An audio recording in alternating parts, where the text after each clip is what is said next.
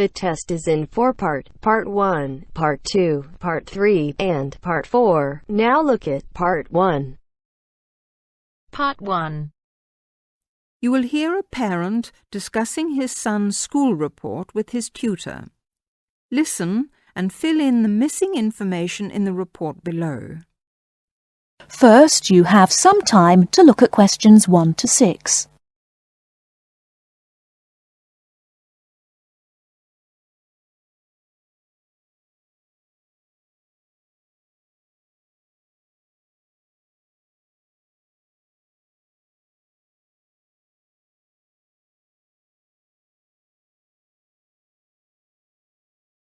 Now we shall begin.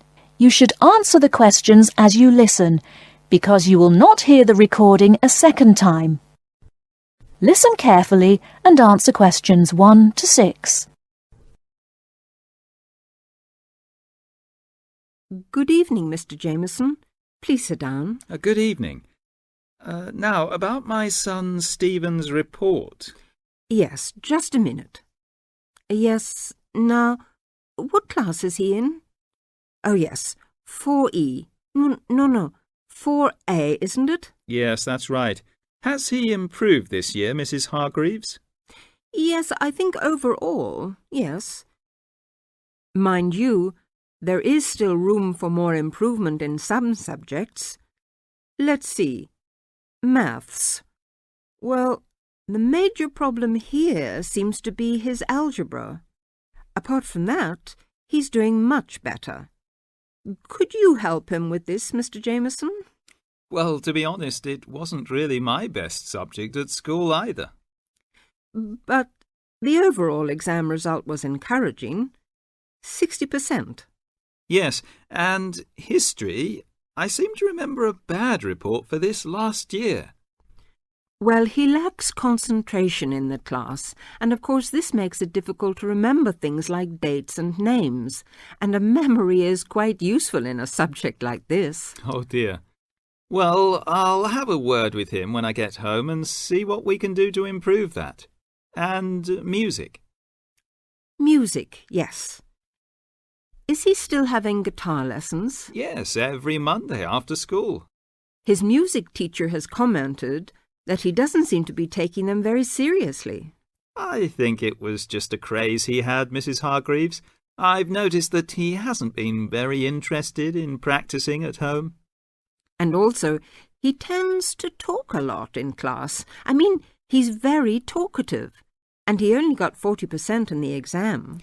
Well, nobody in our family is very musical, so I don't expect him to do very well. Before you hear the rest of the conversation, you have some time to look at questions 7 to 10.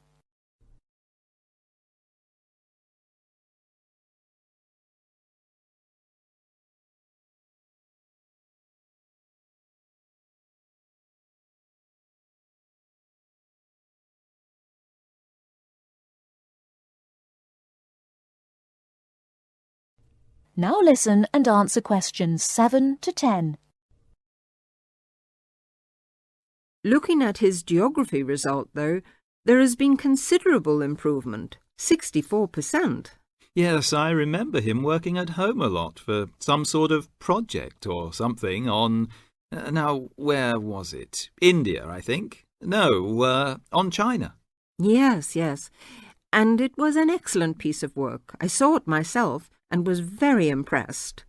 And his art classes have also been going better this year. Yes, he became very interested in pop art after the school and went to the local art gallery to see the pictures there. His bedroom wall is covered with posters from the shop. Yes, and 58% is not bad for his exam result, considering how low it was last year. And now French. It seems that he has really taken to speaking a foreign language. We hoped he would, because it's important to know another language these days, isn't it? Yes, quite. That's why we paid for him to go to France last Easter, so he could practice more. Well, it seems to have done the trick. 80% is a very good mark. Now, Mrs. Hargreaves, I'd just like to ask you one more thing about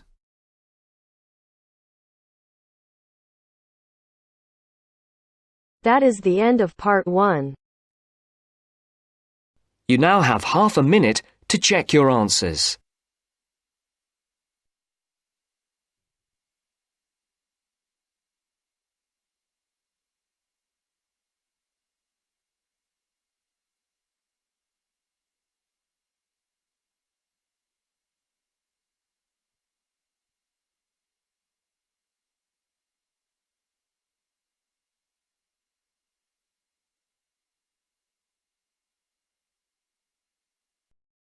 Now turns to part 2. Part 2. You are going to hear a talk on cultural shock. First, you have some time to look at questions 11 to 16.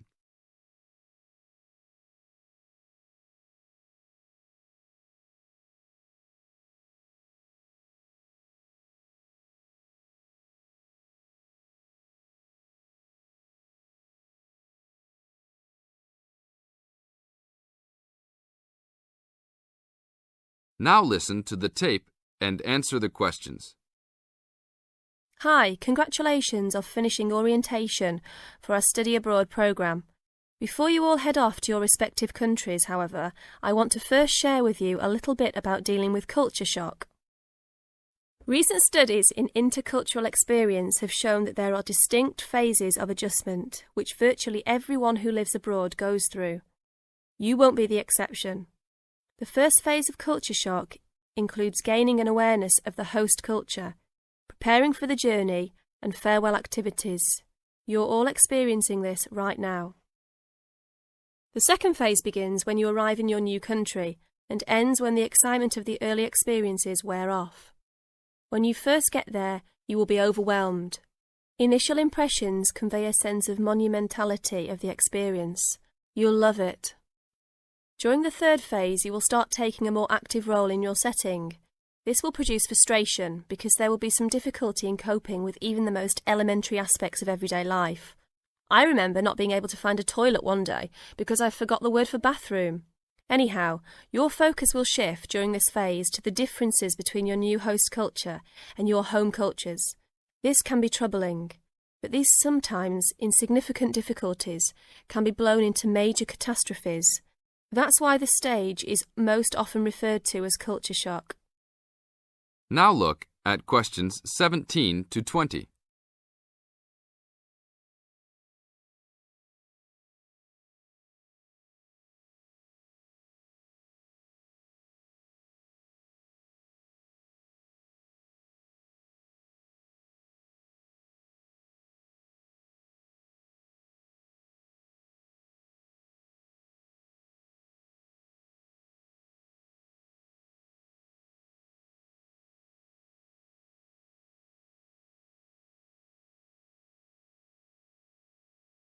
As the talk continues, answer questions 17 to 20.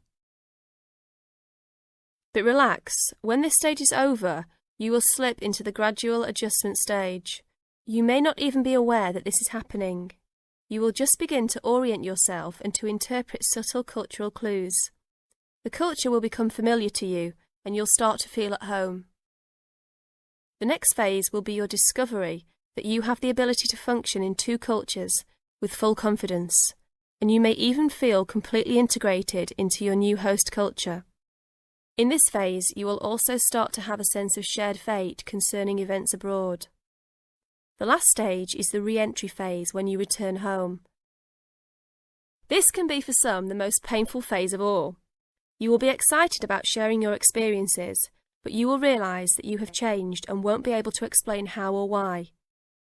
One set of values has already been instilled in you, another you will have acquired in your host country. Both may seem equally valid. It is important that you realise that all of these phases are a natural part of adapting to a new culture.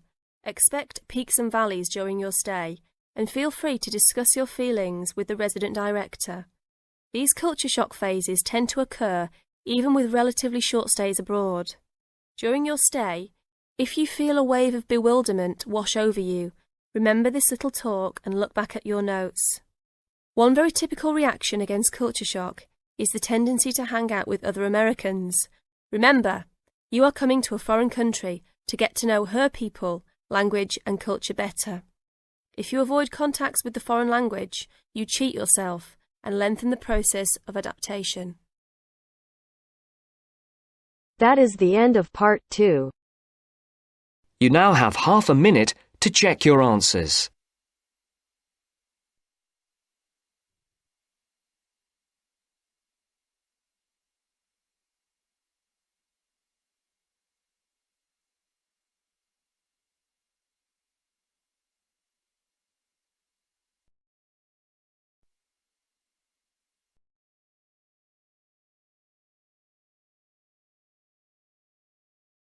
Now turns to part 3. Part 3. You will hear a discussion between students Maria and Jack. In the first part of the discussion, they're talking about their opinions about some of the things in their universities. First, you have some time to look at questions 21 to 26.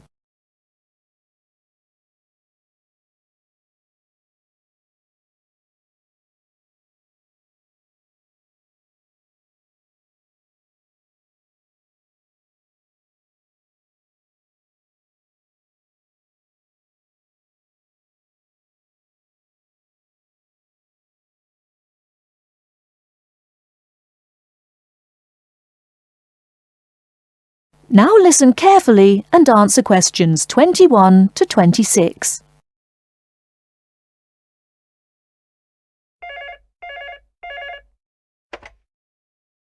Two four one 4331. Good afternoon. May I speak to Jack Robert, please? Speaking, please. Hi, Jack. This is Maria. Hello, Maria. How are you getting on there? Fine. I arrived in Nottingham yesterday. I've just settled down and I live on the campus of Nottingham University. Oh, that's good. Do you like the campus? Yes, it's beautiful. What do you think of yours? Edinburgh University? It's marvellous. It's on a hill and very close to the sea. I like it very much. It sounds beautiful. Jack, what's the weather like there?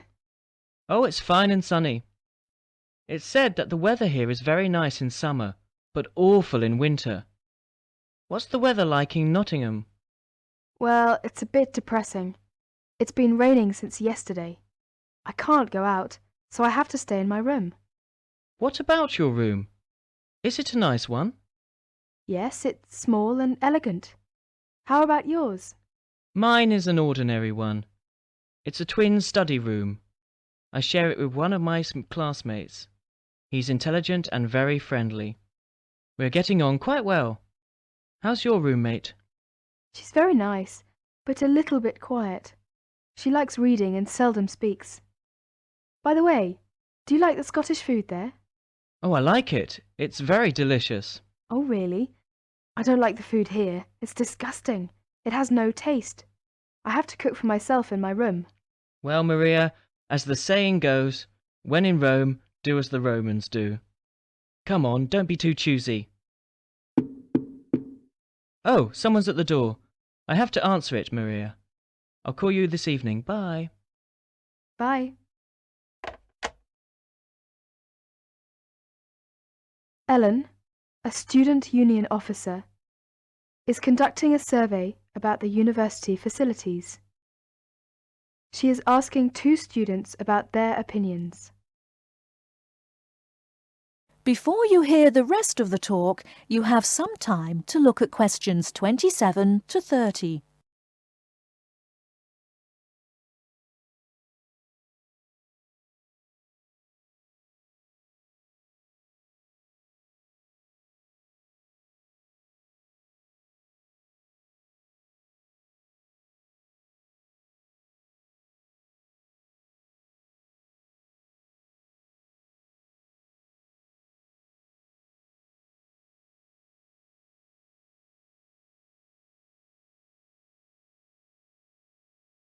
Now listen and answer questions 27 to 30. I'm Alan, and I work for the Student Union. Now, I'd like to hear your opinions about a few things in the university. We've asked for some volunteers to help us conduct this survey into how satisfied students are with the university facilities. First of all, let's take the lecture rooms. We could score them, for instance, 1 is excellent, 2 satisfactory, 3 rather poor, and 4 really bad. Robert, you first, please. What do you think about the lecture rooms here? Not so good, I'm afraid. I would score 3. They're too small for one thing. Sometimes we can hardly find a seat. Yes, but that doesn't happen very often. Personally, I think they're all right. They're comfortable, and the acoustics are quite reasonable. It doesn't matter where you sit, you can always hear the lecture. I would give 2 for them. How do you feel about the car parking facilities? Are they adequate? You must be joking!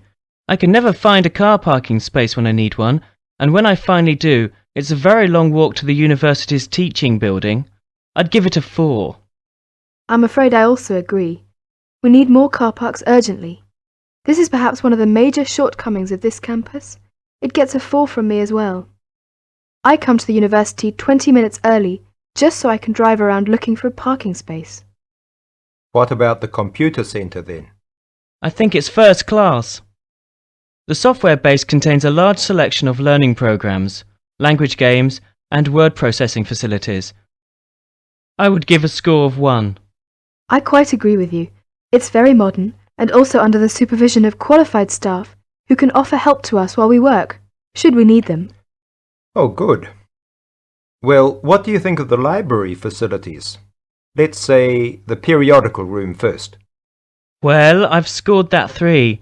I'm sorry to have to say, but, I think the room has poor lighting, and I'm disappointed about that. I've given it a score of 1. As far as I'm concerned, it's excellent and well stocked. Thank you, Robert and Mary. Now, let's turn to the photocopying facilities. I would give it a score of 2. Personally, I think it's all right and it's very helpful. Huh? I would score 3. I think it's too expensive for photocopying, and there are not enough machines. Sometimes we have to stand in a line. Okay. Now, let's talk about the... That is the end of part 3. You now have half a minute to check your answers.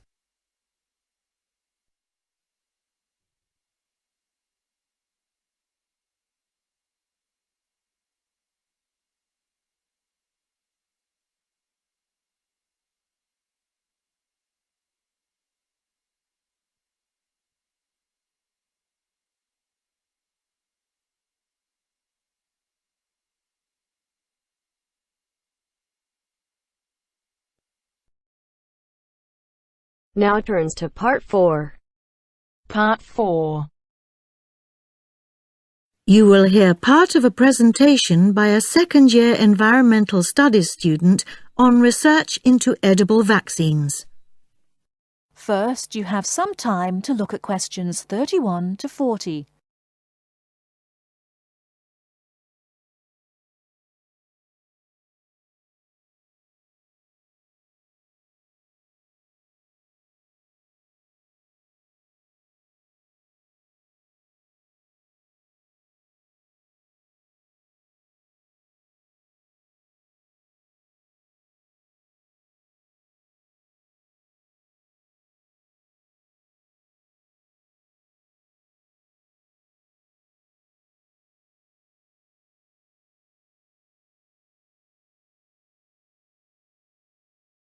Now listen carefully and answer questions 31 to 40.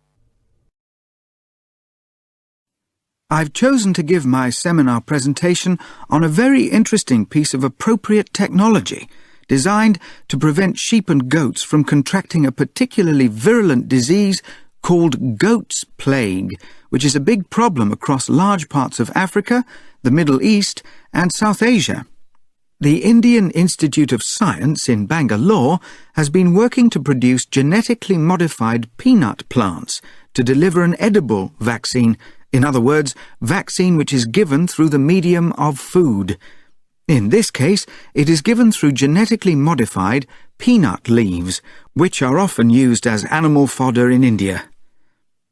Why is edible vaccine considered much better suited to the local conditions and needs than ordinary vaccines injected by needles?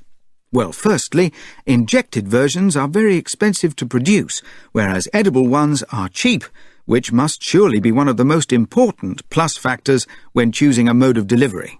Secondly, a big drawback with injected vaccines is that they easily perish when they are not kept cool. By contrast, there are far fewer problems with storing edible vaccines. They can last a long time outside a fridge.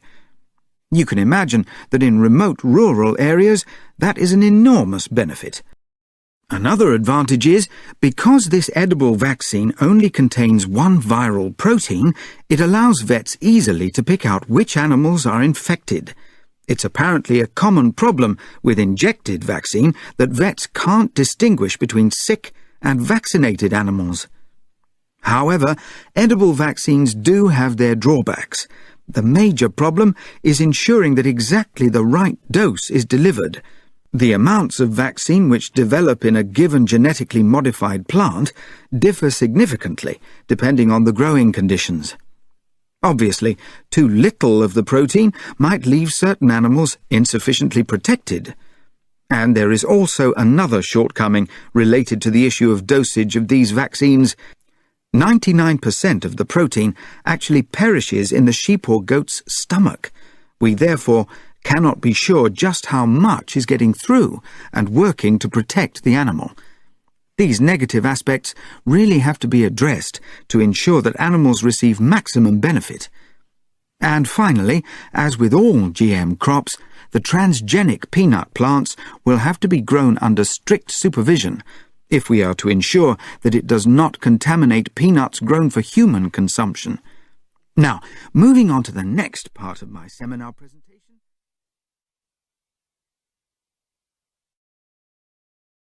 That is the end of part 4. You now have half a minute to check your answers.